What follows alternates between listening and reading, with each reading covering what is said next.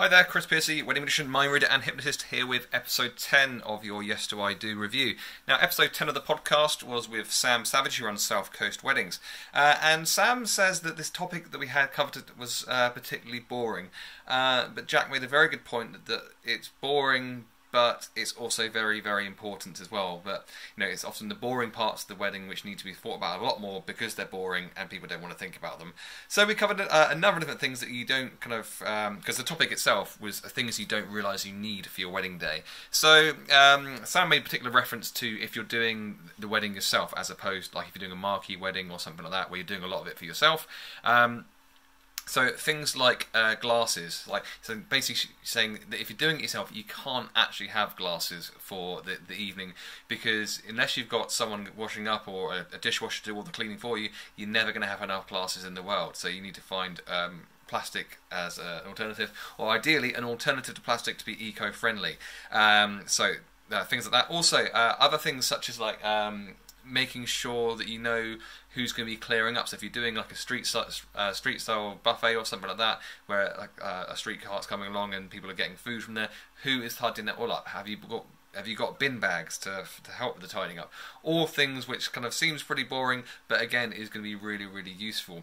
And I made the point, kind of quite selfishly and quite kind of self-promotionally, that things you didn't realise you need. One of the things happens to be afternoon wedding entertainment. A lot of people don't actually think about what their guests are doing between the ceremony and the wedding breakfast, and between the wedding breakfast and the evening starting. 2-hour periods. What have you got planned for your guests other than just some food and drink? Because they deserve more than that. Maybe a bit of entertainment. Maybe even booking me, but we'll talk about that in a little minute. I've made a couple of other notes here.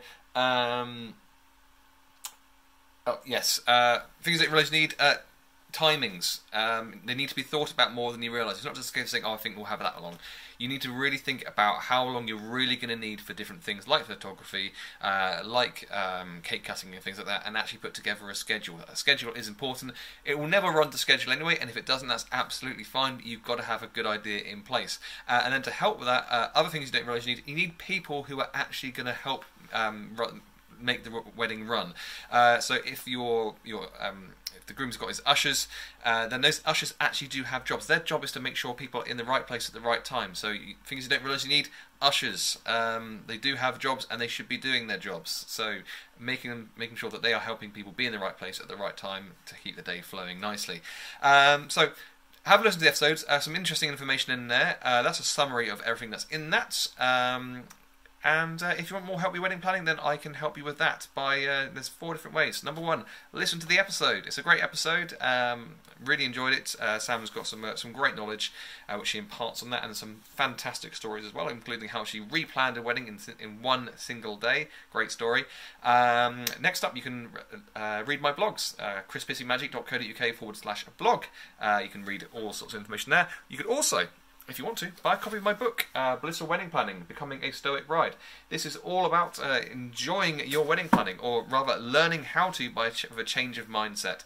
And so that combines my my knowledge of hundreds of wedding performances with my knowledge of Stoic philosophy and my training as a cognitive behavioural hypnotherapist into one book, which will teach you exactly how to fall in love with your wedding planning and enjoy everything about it, no matter what happens. And finally, as I mentioned, you can book me to perform at your wedding. Magic, mind reading, hypnosis, if you're interested. Breaking the ice between your guests, keeping the day flowing, and generally providing a fun, buzzing atmosphere that every single guest will love. You can find out more about that at chrispiercymagic.co.uk/wedding-magician. Links to all of that in the text around this video. Thanks for watching, and I'll see you for another video soon.